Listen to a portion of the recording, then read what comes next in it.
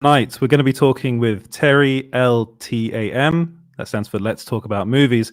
We're going to be talking about comic book movies, DC FanDome, the MCU, and the DC Universe.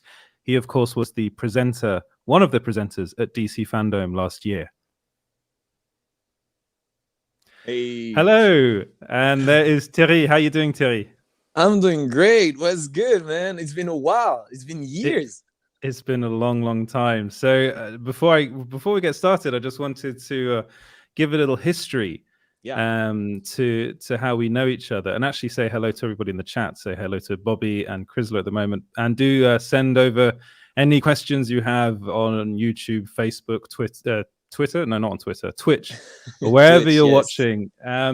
So Terry and I used to work together in France. Actually, one of my very first jobs in media was at a company called Melty, which is a French media outlet. I was the deputy editor of the English language site, and Terry was literally the face of Melty of the French side.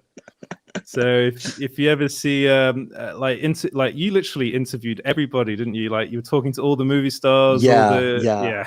You know, like sometimes when people ask me, who did you interview? And I was like, yo, like, ask me, like, I asked the question backwards, like, who did I not interview? And and the more I think about it, I'm like, Will Smith. But you know, you never got to interview Will Smith. No, I never got to interview him. And to be real, it was the only guy that I wanted.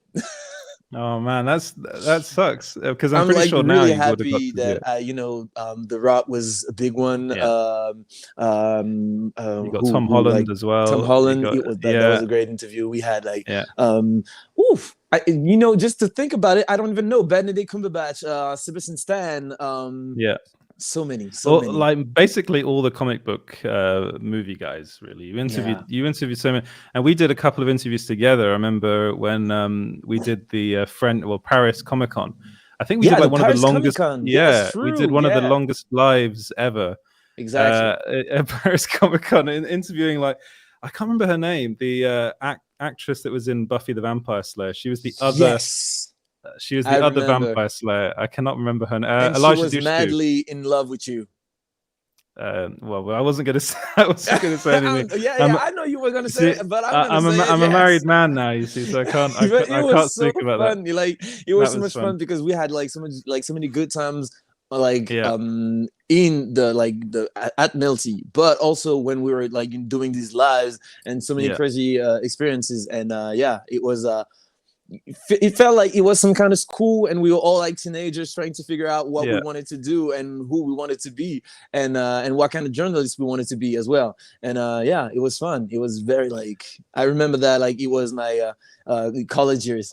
Yeah, it was a great environment to be in and a great learning experience. And you actually were the guy that kind of got me into doing video. I remember when we were starting all of that, you were telling me what to do. So in many respects, the reason I do all of this is because you were just like, just do it, man. And then you just told me to do it. Gave me some pointers.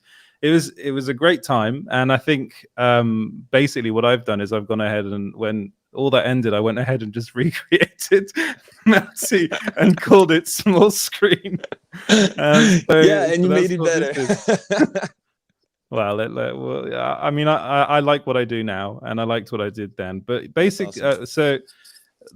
So we go on, like, fast forward like 4 or 5 years, and then I'm watching DC FanDome, and who appears but Terry LTAM, Let's Talk About Movies. And I'm like, what?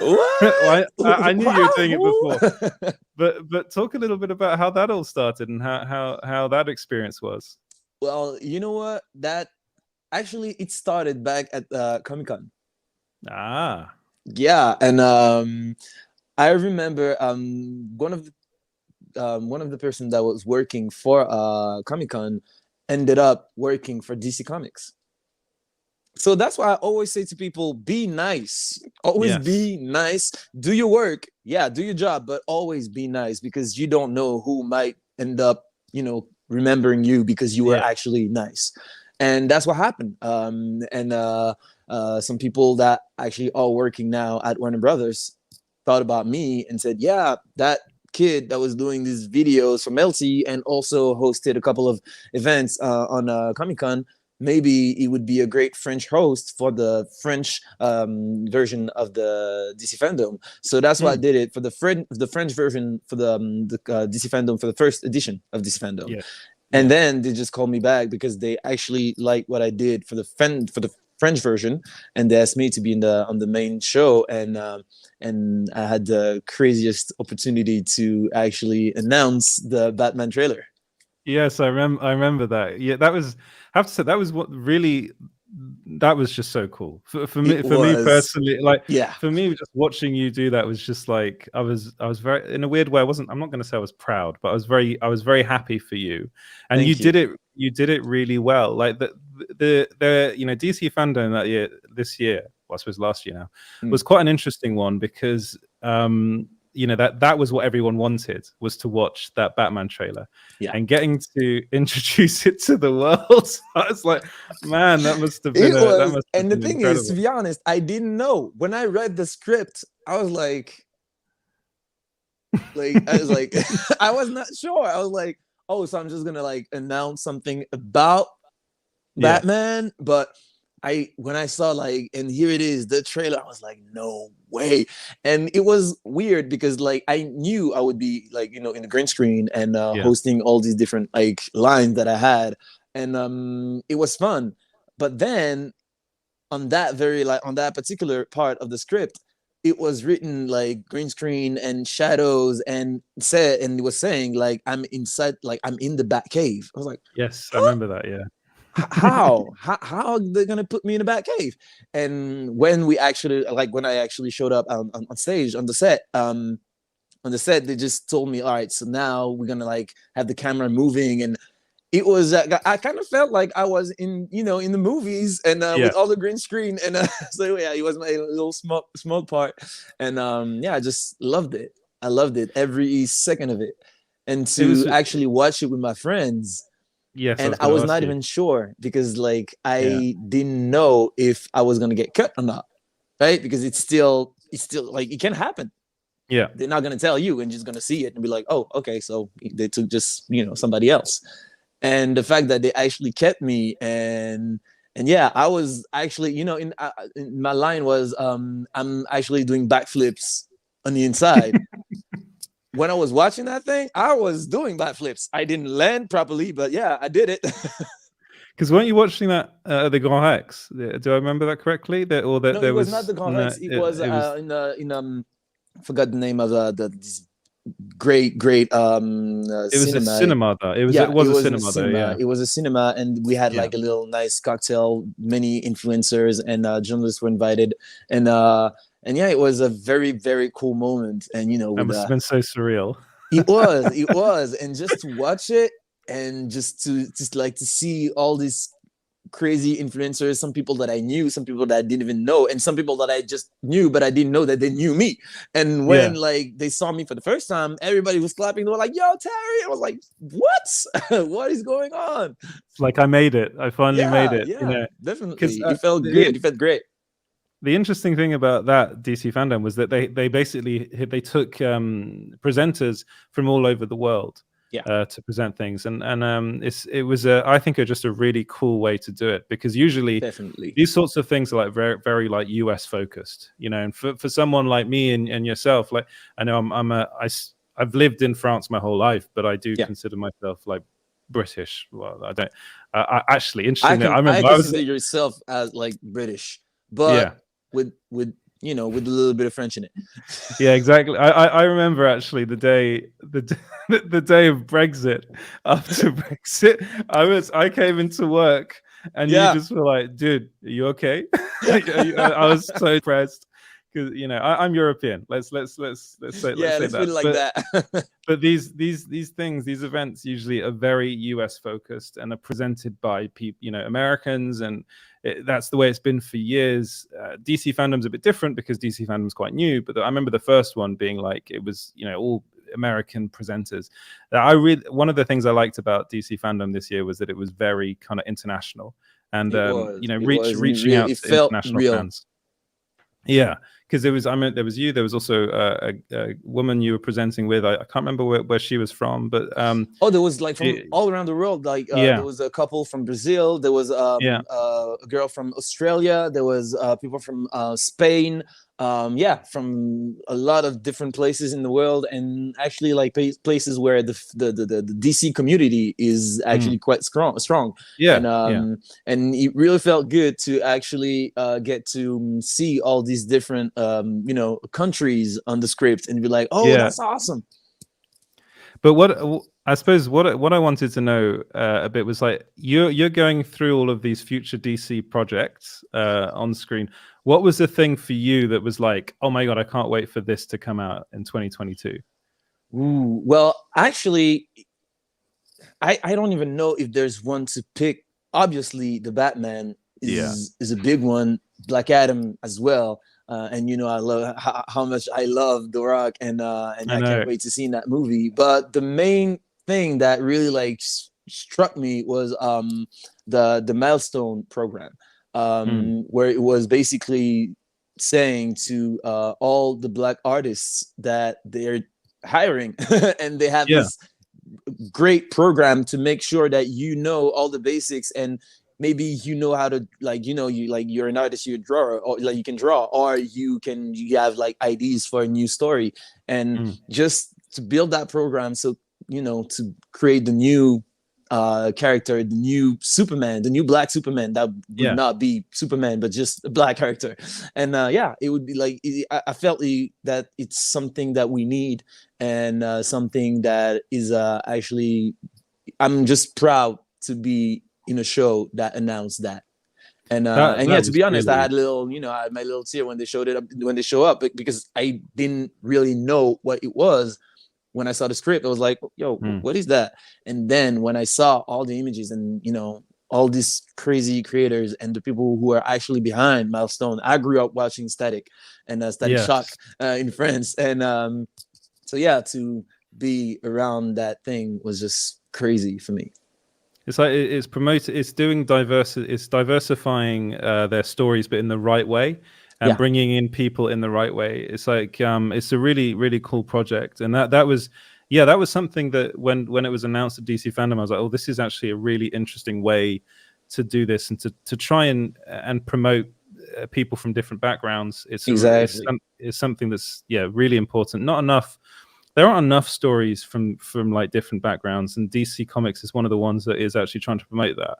And they are, and they're actually doing a great job on it. And DC Comics, but I would also say Warner Brothers. And there's so many crazy movies that they put out this year that actually go in that way. When you think about Judas and the Black Messiah, that movie was crazy good. When you think about King Richard's, the new Will Smith movie, that's all these stories that needs to be told, that needs to be seen.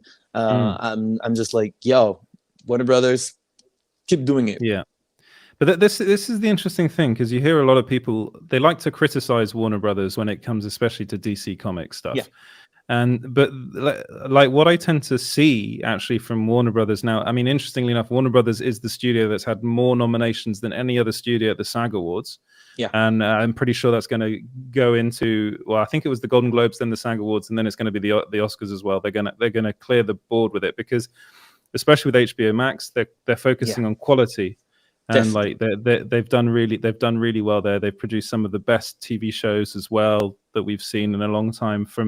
And they're promoting different types of stories, and you're seeing that with DC films as well. You've got like Sasha Calle coming in as Supergirl. She's a Latina actress. You've got the Blue Beetle as well, which is the first Latino male superhero that's going to be on the big screen. And it's they're Black Adam as well. They're doing this more and more, and like it's really good to see. And I think a lot of people don't talk about that enough. Too many people get roped into what they don't like about what's happening, but they forget to look at like the good stuff. And there's so many good stuff when it comes to Warner Brothers and when it comes to DC. And I feel like you're totally right. People have this tendency to focus on what they don't like, or what they're like, oh, it could have been better. but also just be happy about the fact that we have great movies. Like we have, like, especially this past 5 to 10 years, we have some crazy good movies now. Yeah. Like action movies, blockbusters that actually make sense, that are, like, and they push it now. Just love it. I just love it. Like when I was asking you about the movie that you're most looking forward to, like the DC Comics movie, for me it's going to be the Batman, because I'm a massive Batman fan, and that's the character. But then you look at like the stuff that's coming out this year. So you've got Black Adam, which I'm really excited to see that, mainly because of The Rock, but also it's something that he's been trying to get done for so many years now. Exactly, so many years. So you feel like if you've been trying to get that movie out for for so long, it better be good. Yeah, I hope so. And he's I forget the name of the director, that he's worked with him a couple of times. Surrett or something like that last name, but he's worked with him quite a few times. They did Jungle Cruise together, and now they've gone off to do this. So they know each other really well. And there are loads of rumors about what's going to happen in the movie and what's going to happen. Shazam's 2023, Shazam 2, but I'm actually super looking forward to that movie as well. That movie was like, the first one was so much fun. It was a lot of fun. Yeah. It was so much, when you watched it, like at first I was like, ooh, what kind of movie is that? When I saw the trailer, I was like, ooh, I'm not sure. And then I saw it, and then like the first 10 minutes you watch it and you're like, ooh, okay. All right, that movie seems to be like, fun, and I'm gonna enjoy that as it is. Yeah. And it was just a fun movie that you can actually watch once, twice, and it's just great movie. It's one of those movies that's like you didn't really expect, you didn't know what to expect, which is what you were saying. It's like you go into it like, what am I going to get out of, like, Zachary Levi being Shazam, which I loved that casting when I was like, okay, Zachary Levi, that's pretty cool. And the idea of Shazam is kind of, it's every kid's like dream, is to be, like, to say a word and become a superhero. It's super cool. It was fun. Shazam. It was just fun. That's actually something that I said during the DC FanDome. I said, like, I don't know, like, how many times I seem to be yelling Shazam. I just don't have superpowers.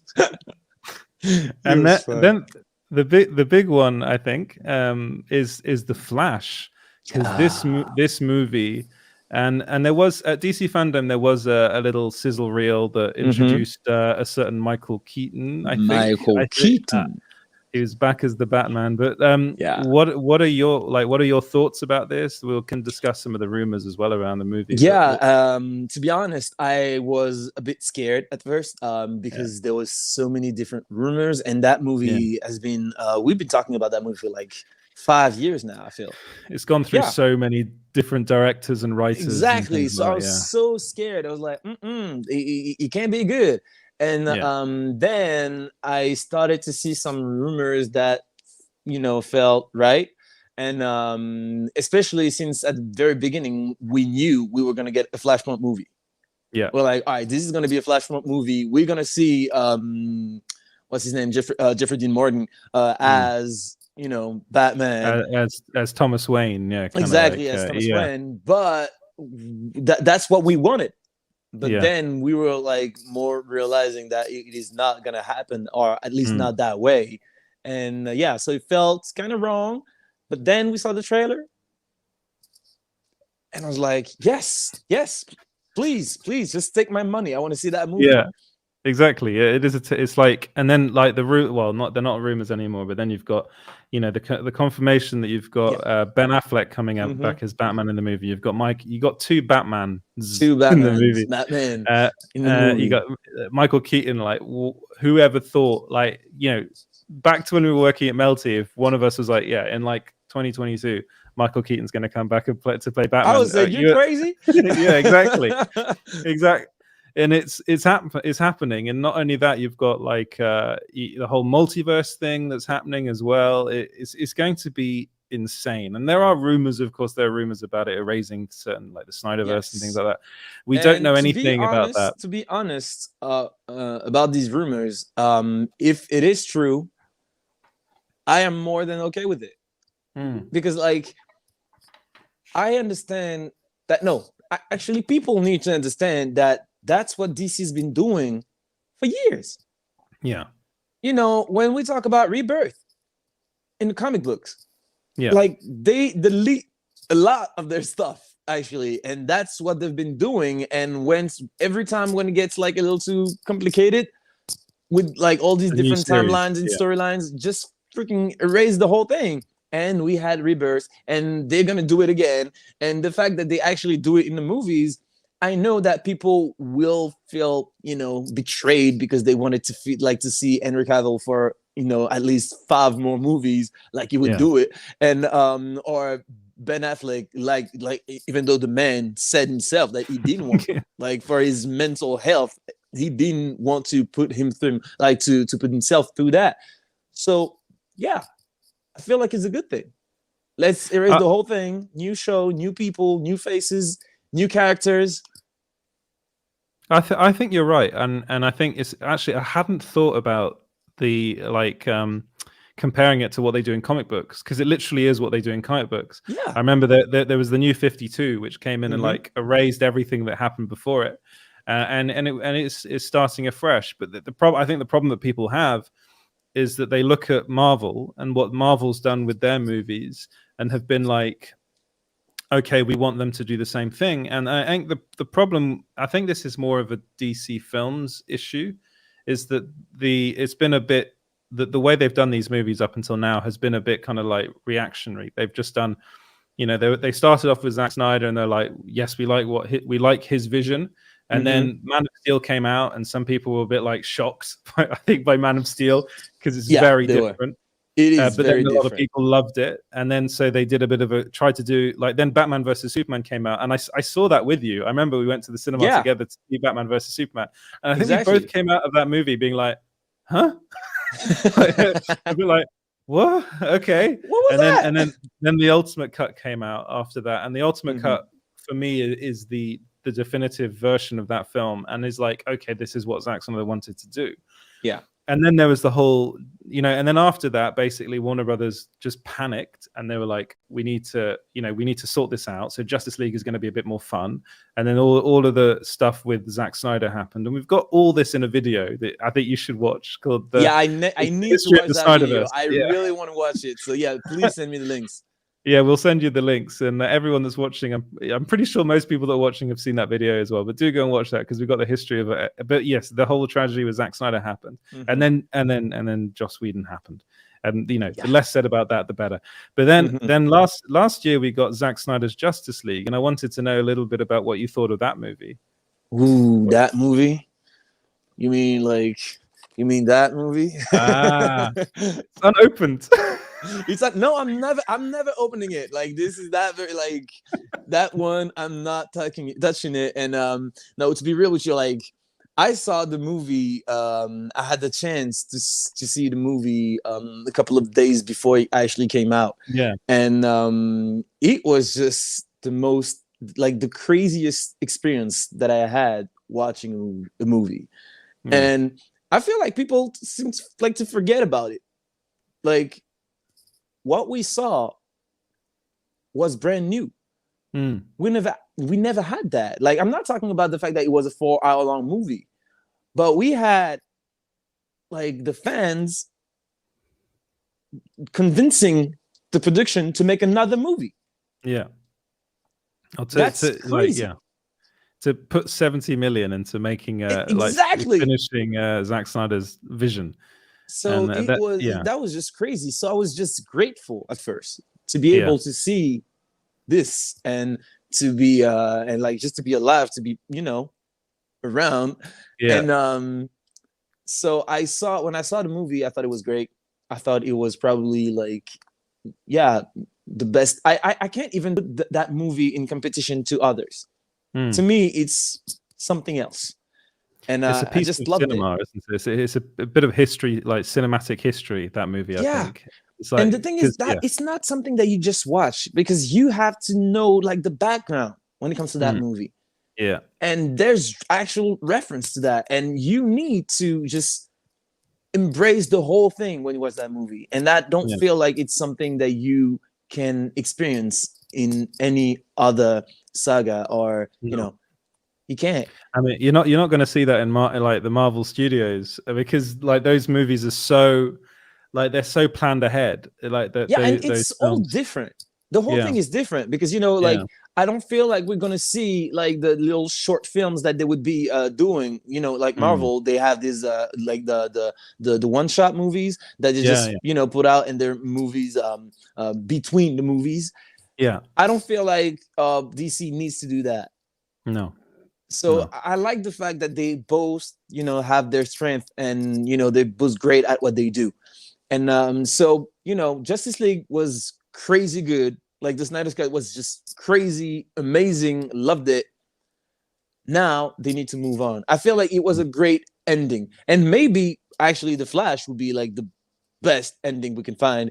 And then we can add Shazam to this new type Justice League that they're gonna try to do. It's going to be interesting to see what they do with all of this, because like the Zack Snyder's Justice League, I agree. I think it was like the perfect end for not only the fans in a certain way that they probably don't realize it yet, but also Zack Snyder. Like to get to do that, I think was so important for him. And yes, I'm pretty sure he would love to come back and get to do another one. And maybe, who knows? I mean, Michael Keaton's coming back as Batman, so who knows what's going to happen in the future? Like, just because they're like DC films are going, well, we're going to do something new, doesn't necessarily mean that the old is gone. It's not. It's still there. It is not. It is not. And the rumor that we're hearing is that it's going to be in a pocket universe. So many new stories, new stuff, and we know that this man, he must have written a lot of different stories, and, you know, you just call him and I'm pretty sure he can come up with a new script, a 5-hour-long movie, and be like, I just, you know, I did that last weekend.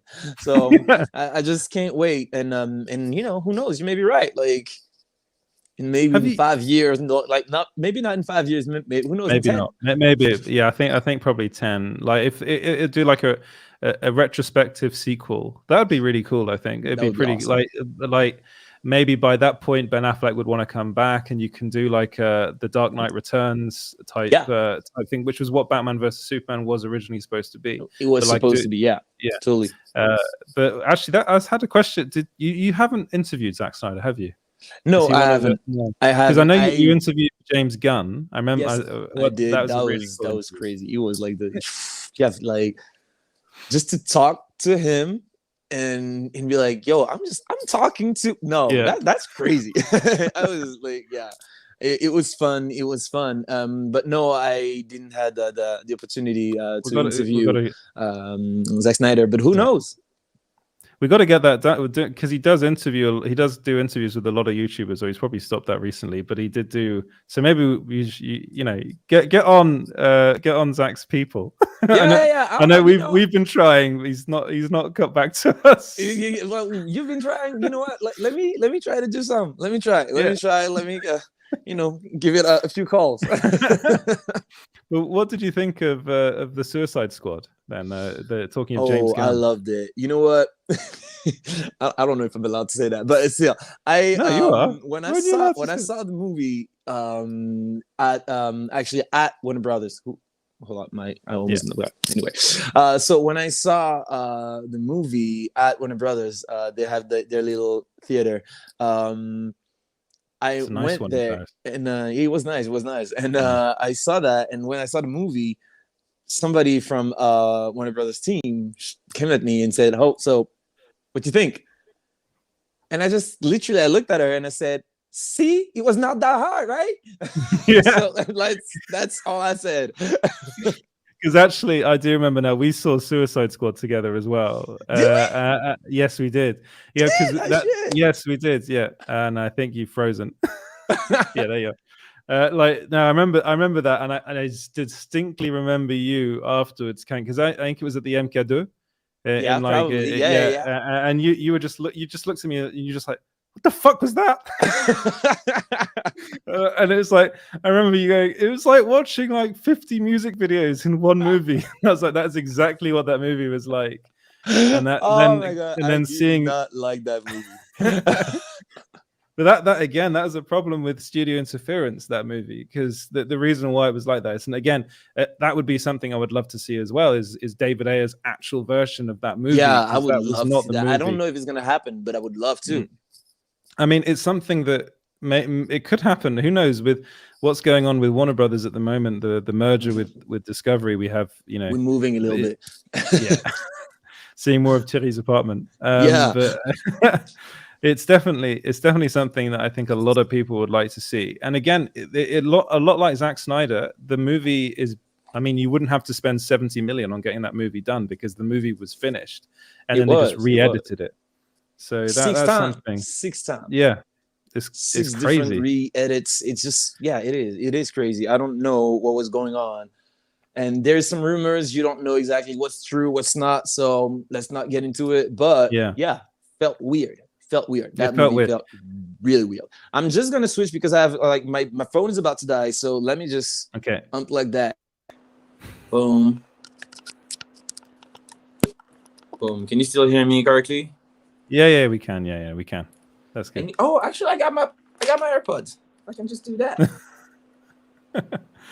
So this is technology. Boom. There we go. Yep. Yeah, there we go. But yeah, it was like Warner Brothers. I think actually as a studio, I think they've actually come a long way since Suicide Squad. Like, a lot of people have left since then. A lot of new people have come in. Like, again, we've got this whole merger that's happening with Discovery. So, you know, who knows what's going to happen in the future? But who knows? And I just heard some stuff, and I feel like they're gonna surprise us.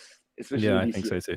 Yeah, I think so too. I think that it's good times ahead for DC fans, and don't get too disheartened. This is what I say on this show all the time. We have a lot of people in the chat that get very upset because, you know, they want to see Zack Snyder's Justice League 2. They want to see David Ayer's Suicide Squad. But I think the important thing to note is that we have got really interesting movies coming out. You know, we've got Twilight Boy playing Batman. How crazy is that? It's best casting ever, I think. Honestly, when I heard that, I was like, oh my God, that is so good. It is. And I knew people were going to freak out. I knew it. I got a couple of friends that were like, what?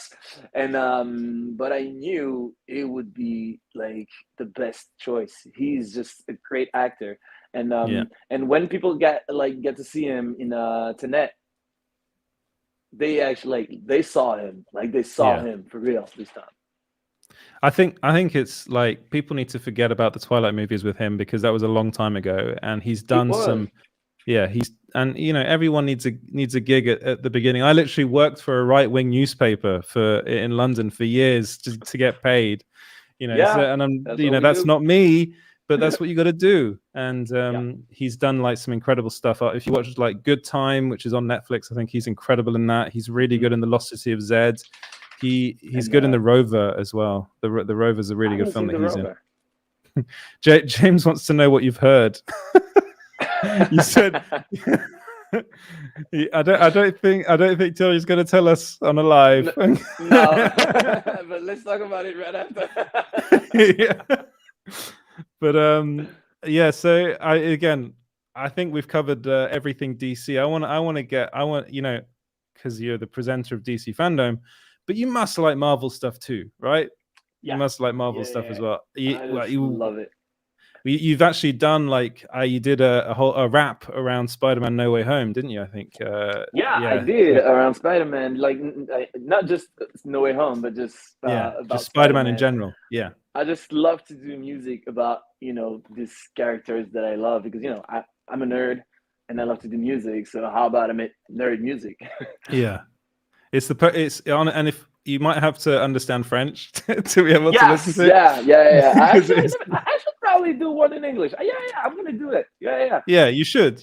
I'll send you some ideas. I'll send you a couple ideas. A couple bars. I'm terrible at studio rapping. and we make a song together. That'd be awesome. Actually, that'd be really cool. People on here don't know that I used to do music as well. So yeah, that would be pretty cool. Yeah, but let's do it. Yeah, we should. Okay, we'll do it. We've agreed now. We'll do it. we'll do a small screen song.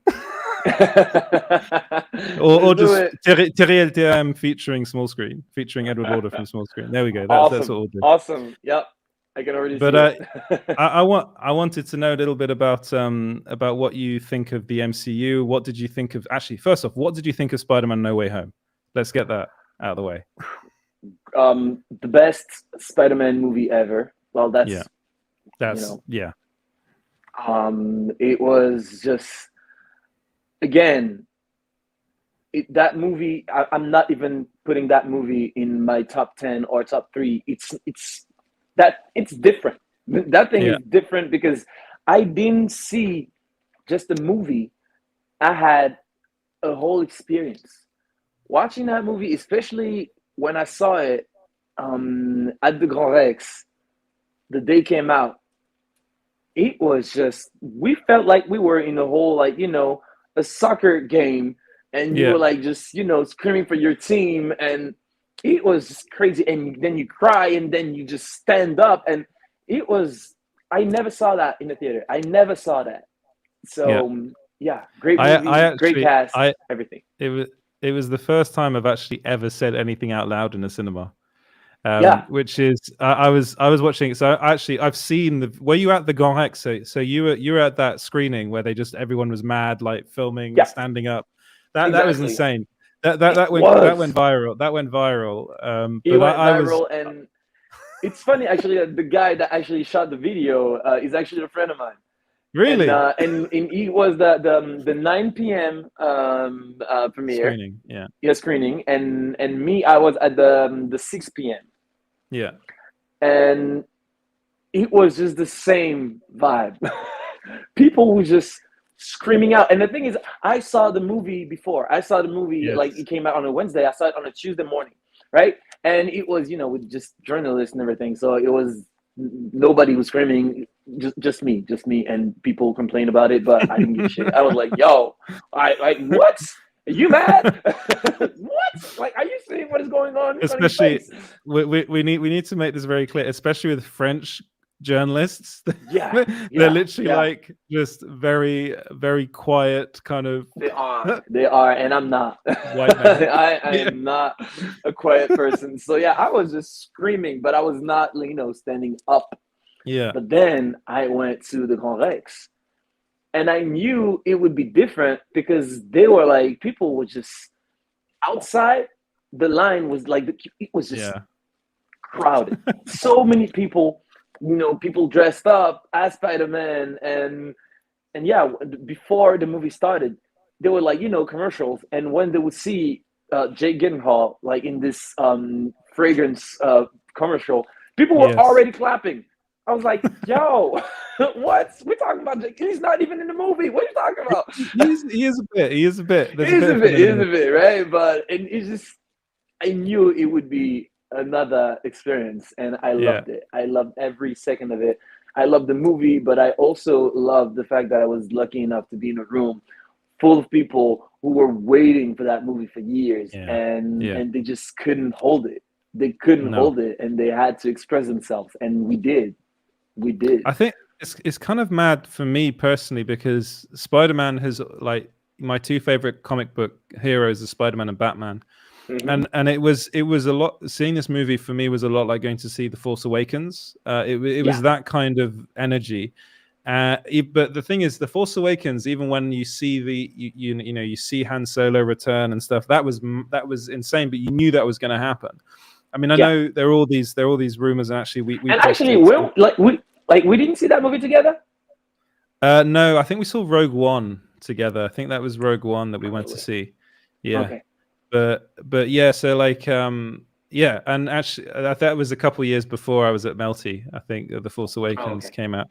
But no, like I was sat there, and also because there were all these rumors about, like we actually posted an exclusive as well on that, and actually got some trouble, got into trouble over it about Andrew Garfield being in the movie. But I was a bit like, okay, I still am not sure. I'm like, I know it's going to happen, but it might not. They might have cut it or something. Yeah, like that was the whole thing. We knew it, but we didn't. Yeah. And you didn't know how it was going to happen, and the way it happened was so much fun. And seeing, to be honest, for me, it was seeing Andrew Garfield back because of the whole history. I mean, the guy loved playing the character. He wanted to play him for longer. Yeah. He was a fan. Like as a kid, he grew up with Spider-Man. So yeah, I was so happy to see, and especially that very scene. I don't know if we're allowed to spoil in it. Yeah, it's been out for a while now, so it's fine. Right. So yeah, like the scene when you catch MJ. Oh, that was so good. And the thing is, when the first time I saw that scene, that was probably like the moment I was, doing the most. Because I was like, yes, you did. Yes, you did. You did save her. Yes, you did. I was just so happy. And it was crazy to feel like, yo, he's not a real character. He's not a real person. But you still feel happy for him. And he's not in the same movie, but and just the fact that they didn't talk, it was just him, like almost crying. And she says, "Are you okay?" It's like he's just saved her, and he's crying, and she's like, "Are you okay? Are you okay?" Right? And you just see that, and we know why she's saying, "Are you okay?" We know why he's not saying anything. And that scene was just, the director and the whole, everybody just talking to the fans and be like, "We know that so we don't have to say it." And you said it in your review. You were like, "This is really a love letter to the fans, to the Spider-Man fans." And it's exactly what it is. I mean, for me, I put it in small screens. It was #1 movie of 2021 for me, mainly because of that. It's by far, it's definitely not the best movie that came out last year as far as like, movies are concerned. But as far as an experience and a feeling, it's just, and that's why I almost agree with Martin Scorsese when he says that MCU movies are not movies. He calls them roller coaster rides, which they kind of are. Exactly. Yeah. That's what he said. And I was so mad when he said that. I was like, who do you think you are? Yes, you made some great movies, sir, but you did not invent it. Like, you did not invent movies, right? So well, he invented a subgenre. Yes, he did. He did. Yes, he did. So he can talk about that genre, right? But just leave the other movies for people that actually love it.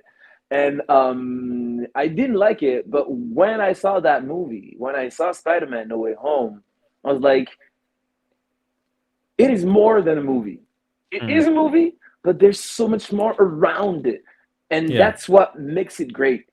Because you're just watching something, but you're not just watching that. You're also watching all the different movies. And that's what I said, like also in my video. I said that movie makes the other movies better. Yeah. Like it does. That scene when Stacy dies, that movie made that scene even better. Yeah, it did. Yeah, it kind of reaffirmed that moment, and it gave an end to that arc for Andrew Garfield's character, like his version of Spider-Man. Yeah, and also like when you see him, talking with Otto and be like, the power of the sun upon my hand, and be like, oh, how's it going? Oh, it's been years. Yes, and we're like, dude, they talking now. But, right? Dude, last time I saw you, I killed you. Yeah, you're right. It's crazy. It's crazy because, and especially for us, I feel like we're the luckiest, to be honest, because we saw the first movie, we were kids, and we were still, reading the comics. Yeah. And now we see that movie, and we get to share it with, the new generation, especially like, when I see on TikTok, on Facebook, Instagram, all these people are like, oh, I haven't seen that movie. I need to watch it so I can understand the reference, and be like, yes. And so that's why I'm like, yeah, we're the luckiest. Yeah, we honestly, I felt so elated and so lucky whilst watching that movie, and it was the first time I've actually said anything in a cinema, which is when Andrew Garfield comes through the portal, his Spider-Man, and I just went, he's not in the movie. Because Andrew Garfield, I was with my brother, and Andrew Garfield for so long, of course, was he should get an Oscar this year for being the best liar of the year. Yes, every time. And my brother was, and people were saying he was not a good actor. I was like you can look at that man lying. Yeah, actually, Andrew Garfield has been in I don't know if you watched it, but Tick Tick Boom on Netflix. He was in. I saw like half of it. I haven't finished it. Oh well, I really like I'm a massive fan of Andrew Garfield, and I think he's really good in that movie. And I think like watching him in Spider-Man No Way Home was just such a big moment for every fan, I think, because I mean, Tobey Maguire, it was insane seeing him back as well, but he kind of wasn't in the suit. You know, I would have. It kind of worked, but it kind of, you could see that he'd kind of progressed. To be honest, I didn't want to see him in the suit. Really? I didn't want to see him in the suit because first of all, I'm not a fan of the first suit. Not a big fan. Really? The Sam Raimi suit? I'm not. I like it. I like it, but it's not my favorite. Then I saw Andrew Garfield's, and I was like, "Yeah, that's Spider-Man." And then I saw Tom Holland's, when I was like, "Yeah, that's Spider-Man too." And I just didn't enjoy the feel, the look, and the way it was like, all the black. The black. I mean, I personally love that because I'm a massive Sam Raimi fan. But yeah, I get what you mean. It's a bit weird. It is weird, right? And but I wanted to see him, to see Tobey Maguire, because, especially for our generation, he is Spider-Man. He's the first Spider-Man that we saw. Especially, I was probably 9, 10 when the movie came out. So to me, he was Spider-Man. So I needed to see that face. I didn't need I can see the suit later, but first of all, show me the face. And I was so glad they did it that way. And especially when just says hi, you're like, dude, with his silly face. His silly face. He's got such a silly face. Exactly. It's like, hey. He's got such a geek. We got the little grandma giving a little wink. And you're like, oh, okay. It was a great moment, and they the fact that he hasn't been in a movie since 2011. Apparently, the Boss Baby was the last film he was in. The Boss Baby. That was the last movie he was in before Spider-Man No Way Home. Wow. Yeah, he wasn't even in it. He was the narrator. So that's the last movie he's done. And and he was a great narrator. He was. I think that movie was very special, and I think the further away we go from it, actually, I think the ramifications for the MCU are going to be huge. Not only, I think mainly for Doctor Strange. So the end of the movie. I mean, you did a really good video actually on the plot holes in that movie, especially the one about Venom, which I completely agree with. I mean, we're spoiling it, but the end of that film, there's the Tom Hardy Venom post-credit scene, which I watched it. I was just like, this is so dumb. It's kind of almost didn't ruin it for me, but I was a bit like, really, they did this? But what you don't need it. We don't need it. We didn't need that scene. And first of all, I'm not a fan on how they try to explain how Venom kind of remembers. I didn't really enjoy that. But it's the hive mind, isn't it? It's hive. Yeah, it's the hive mind. I'm like, no, stop it. Come on, no. Stop messing with us. It is not a thing. But okay, I can forgive that. But then I saw that there's a little piece of him left. Yeah. How? Why? It doesn't make any sense. It doesn't.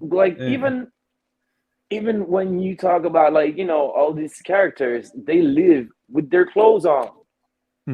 Right? They go back to their universe with their clothes on. So even for the Goblin, even though that sweater, that purple sweater that he had was not the one that he had before. So he took it from Tom Holland's world. Yeah. But he still left and went back to his universe with the clothes. Yes. So why would Venom still have a little piece of him? I think someone in the chat said it's lazy writing, and I think it was lazy writing. It was like they thought. I think that whole post-credit scene to me screams of. Unfortunately, it screams of Amy Pascal, who's the producer of it, thinking this would be a cool way. And I suppose, I'm actually surprised that Kevin Feige allowed it, because I would have thought that Kevin Feige would want something a bit better because it's obviously a way to introduce Venom into the MCU. And it will be a different version. I get it, but I also feel like the pandemic might be an issue. because like, you know, when it comes to reshoot, they would like for a scene like that, they would do it over and again, like again. Maybe, and there's all these crazy actors that they do these scenes sometimes uncredited, and yeah, they would do it again if they could. But now, when you're trying to make one day shoot with all the all these crazy things going on in the world right now, they would not be able to do it as fast as they could. Yeah. Or true. as fast as they would if, everything would be normal. So maybe it is what it is. Yeah, maybe it is. I just wanted to highlight this comment really quickly from Clint. He's the co-host of Small Screen Live, and he said, Terry, you've got a really uplifting, positive personality. It's no wonder they picked you for DC FanDome. Keep up the good work. Edward, you're also very nice, but we all know that. Thanks, Clint. I just want to say just a big shout out to Clint, who's not here at the moment. Come back soon, Clint, and I hope you're doing really well. Lots of love. Thank you very much, Clint. Thank you. I appreciate it. But I agree with you. And then I thought maybe the pandemic was an issue with that. But then again, they have been able to do reshoots for like Doctor Strange 2. They've just finished some reshoots. I think literally on Sunday, I think they finished the reshoots. And James says, I don't know Guy Ritchie directed Jason Statham in LA while he was in London. That's true, actually. That is true. Yeah. But it was like Wrath of Man, that movie, I think, right? Yeah, Wrath of Man, yeah. And great movie, by the way. Loved it. I haven't seen it. Awesome. It's great. Like I saw The Gentleman. Was it The Gentleman? The Gentleman, yeah. Guy Ritchie's last film, yeah. I just loved it. And when I saw that new movie with Jason Statham, I was like, "Ooh, is it like some kind of? Is it in the same mood?" Not quite, but it's fun. It's a lot of fun, and it's always fun to see Jason Statham, in anything. Yeah. Yeah, but I mean, they've been able to do. I think they've been a bit cheeky. Some of these movies getting away with things. I honestly the fact that Batgirl at the moment is filming in Glasgow, and they're thinking of locking down Glasgow now because the Omicron's ripping through that city. They haven't stopped filming the movie, so they're continuing. But apparently, then other things are being affected. Like there are rumors that The Mandalorian season 3 has halted production because coronavirus, and then there's the other one which was Star Trek Picard is the other one they've halted production because of coronavirus. So Patrick Stewart doesn't have coronavirus, by the way, which is good news. Yes, like we cannot lose that man. We cannot. Well, I think that might be one of the reasons why they shut that production down, because it's a lot of older actors in that show. So maybe they decided let's cool it. let's cool it. And I want that man to be around for a long time because we need him. Well, we actually a cameo in the MCU. In the MCU. Like, I need that. So, no, sir, you cannot go until you do that, please. Yes. But have you heard the rumors of how they're going to bring Deadpool into the MCU? No, I haven't. Okay, I need to explain this to you because this actually comes from Geekosti, which is a friend of ours. They're a website. And Mikey Sutton over there has said that apparently the way they're going to bring him in is through Doctor Strange 2, and he's actually going to still be in the MCU universe because he breaks the fourth wall and he knows that Tom Holland, he knows the difference between all the actors that have played Spider-Man. So he knows that Peter Parker is Spider-Man because he's constantly breaking the fourth wall. Yeah. So to me, that makes more sense than the hive mind Venom thing. Because I'm like, he literally in Deadpool 2 when they were like, we're taking you to see we're taking you to the X-Men what's his Charles Xavier's mansion. He's like, which one? Is it James McAvoy or Patrick Stewart? So it makes sense. That makes sense. He definitely does. It does. It really does. Yeah. So yeah. I hope they do that. I hope so too. I think that'd be a good, because what the rumors have been is that he's going to basically become the Stan Lee of the MCU and cameo in every single I heard that. Marvel movie, which would be pretty cool, I think, because he's a fun character. He is, but as long as they make sure that we get good movies, good Deadpool movies, that's what we need. I would love to see him in a couple of movies, and yeah, little scenes just like Stan Lee. I would love that. Yeah. But please, good Deadpool movies, and I want to get back to the level of that, like the first movie. The first Deadpool was so much better than the second one, I think. Yes, like so much better. There was the second one had a really good Brad Pitt cameo. That was funny. Yeah, that was funny. But like, don't get me wrong, I still thought that it was a good movie. Good. But it just wasn't as good as the first one. Yes, I think there was that's the issue. But also, like, you could tell it would be like that. Like, when you do a movie that good, it's kind of hard. Like, especially during like this, kind of hybrid comedy-ish action movie, it would be like crazy hard to make the second one. Especially like it was like just only 1 year between them two, like 2 years between the two. So and they changed director as well. I kind of knew it would not be as good, but it was still fun, and I still enjoyed it, and I still watched it like multiple times. But now I want to get back to the very level, and I feel like it is the right moment to do it. Yeah, I think so too. With all this stuff going on with the MCU, it is the moment to make the best Deadpool movie ever, with all the references. All the cameos that you can think of, and I want that. I need that.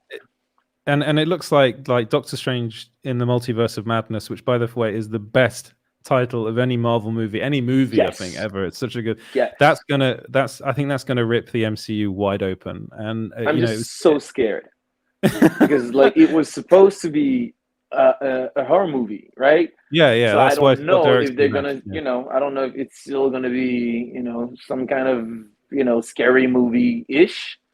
Well, they got Sam Raimi in. I don't, I'm not a big fan of scary movies. I'm just no. Have you seen Scream yet? Have you seen Scream? Talking of scary movies. I saw that yesterday. It's awesome. It's so good. It is like my friends, and actually there's a good friend of mine, Olivia. She wanted me to come with her to see the movie today, and I said no, I can't. I got too many stuff to do. You said you've got a live with a small screen. Yeah, I got a live all day.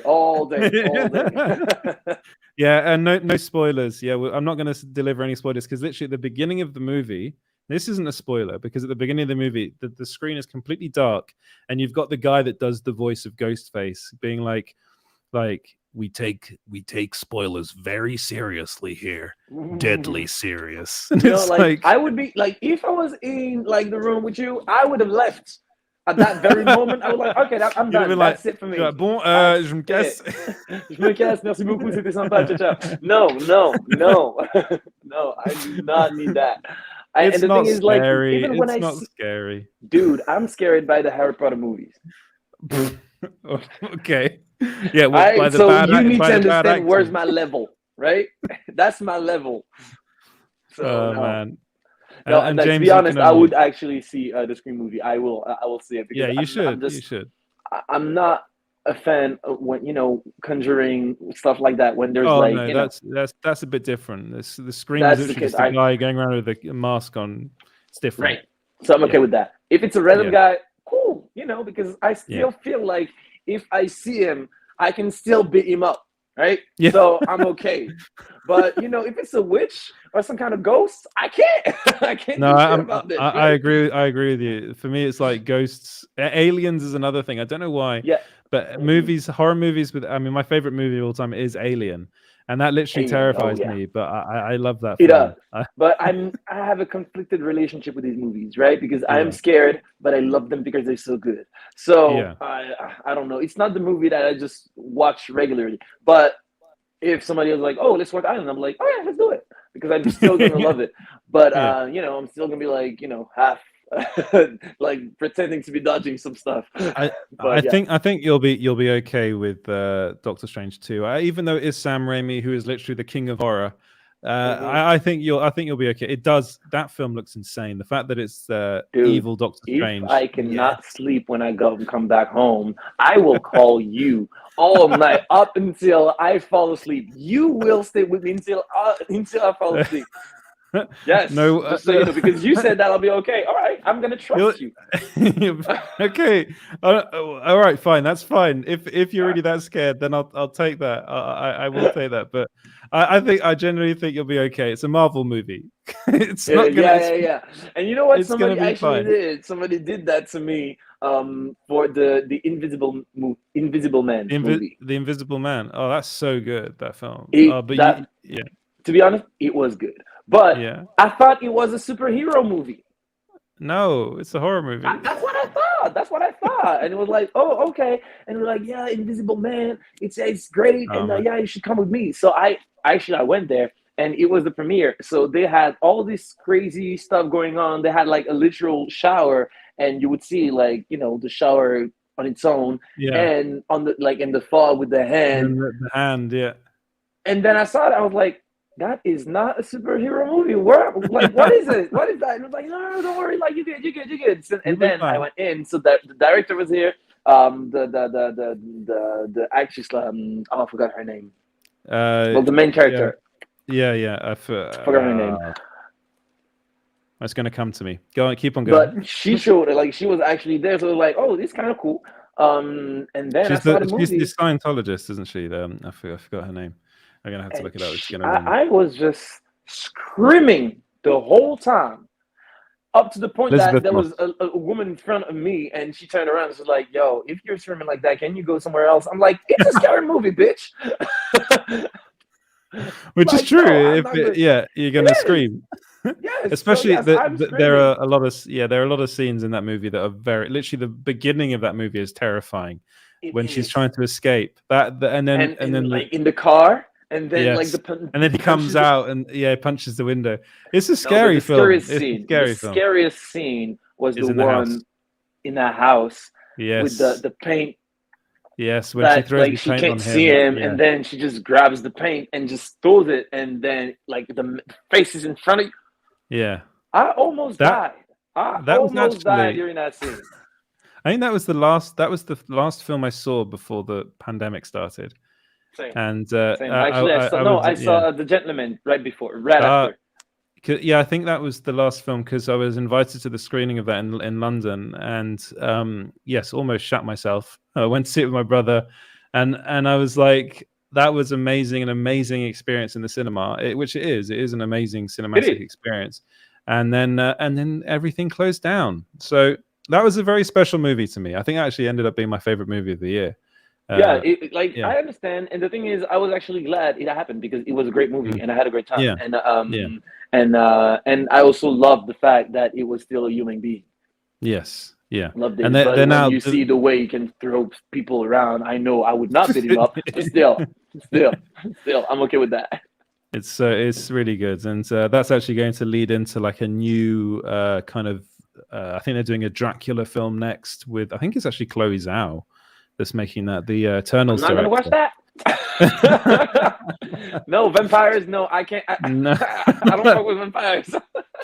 Oh man, I can't wait. I mean, I just one of the films that I really loved from last year was the Eternals, which is a Chloe Zhao movie. Amazing. That movie was great. And now it's not. Yeah, it's just on Disney Plus today. I think it landed today or yesterday. And honestly, the amount of hate that movie's got, I don't get because I really do not understand why people are talking so much ish to that movie. Yeah, so much trash around that film. They're trashing it, and I don't get why. Yes, it's like a bit like Shang-Chi. I don't understand why they trashed that film either. Like people really don't like these new movies.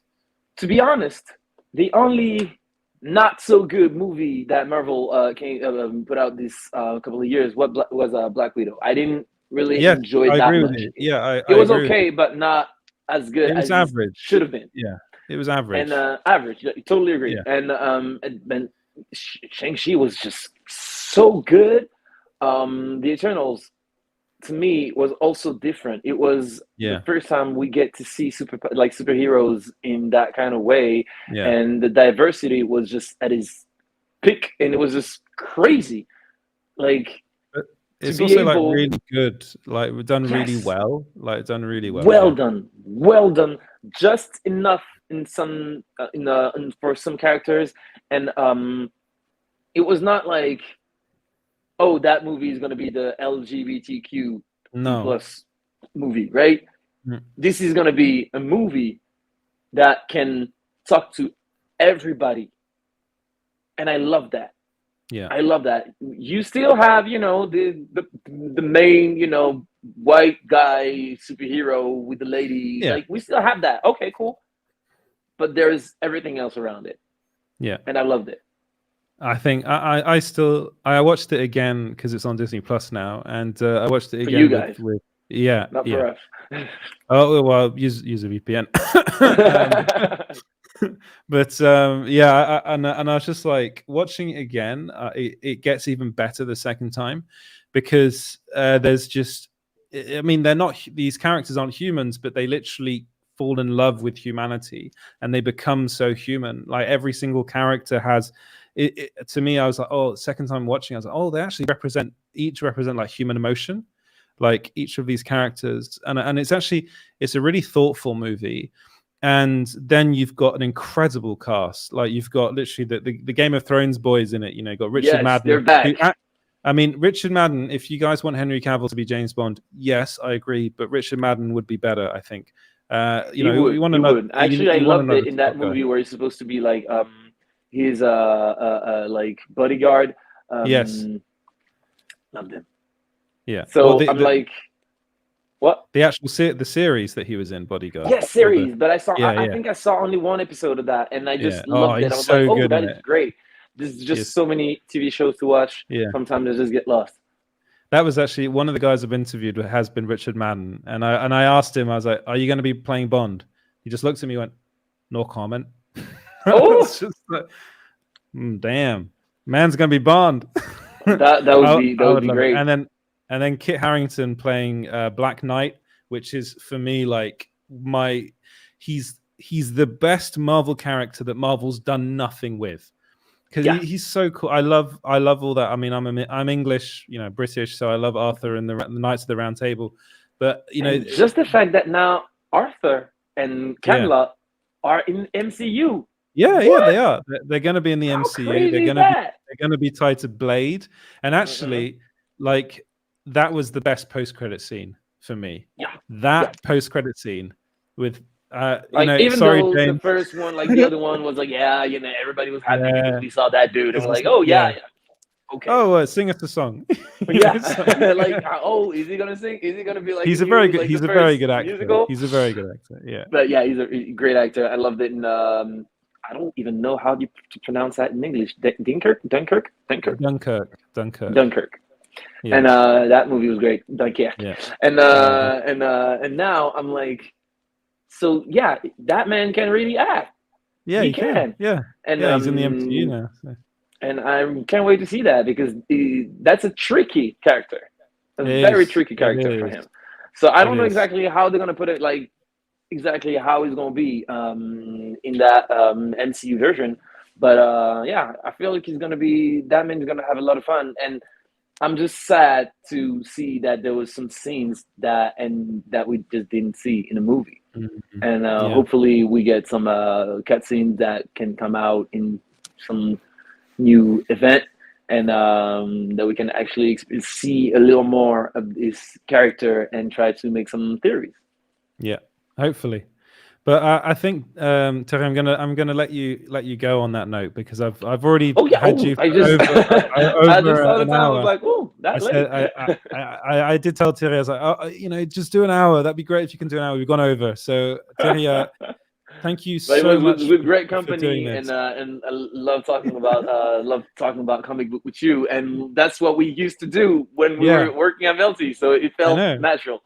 Exactly, we used to do it all the time, and we literally did it for like one weekend. We talked about comic book stuff for I think it was 24 hours straight. 24 hours straight. That was insane.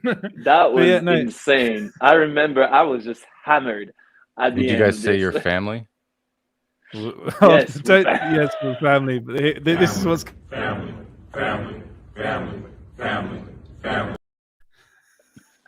There you go. That's my producer, James. He loves the meme. Loved it. Awesome. But yeah, let the people know where they can find you, and if you want to learn French. Yeah, if you want to learn French, you can find We got me your on link tree here, yeah. boom, that there you go. You can find me on TikTok, Facebook, Instagram, especially on Yeah. TikTok. And yeah, I've been posting a lot of music lately. Music about these characters, and even if you don't quite understand all the lyrics, you can still get the Yeah, you vibe. can And hear like Barry Allen, Flash, Spider-Man, yes, very Spider-Man. exactly. You can get it. You get it. Yeah, So yeah, exactly. it's fun, and yeah, and you can also find me on different events. Hopefully Yes. soon. Next year, DC FanDome is that coming up? Hopefully if they call me back, but who Yeah. knows? Who knows? Like I said, they have a lot of stuff that will surprise you guys. So yeah. Thank you so much. Thank you so much for coming on the show, Terry. Hopefully, bring you back again. Yeah. Yes, definitely, and we need to make that music together. We will. Yes, we do. We will do that. Now we live so close, so we should. Yes, especially now. Like I'm gonna move this apartment in this area real soon. So yes, we need to get that done pretty soon. Cool, guys. Thank you. Yes. Thank you, everyone. Thank you to everyone watching. And I'll see you guys tomorrow doing the small screen live tomorrow. Thanks, guys. Awesome.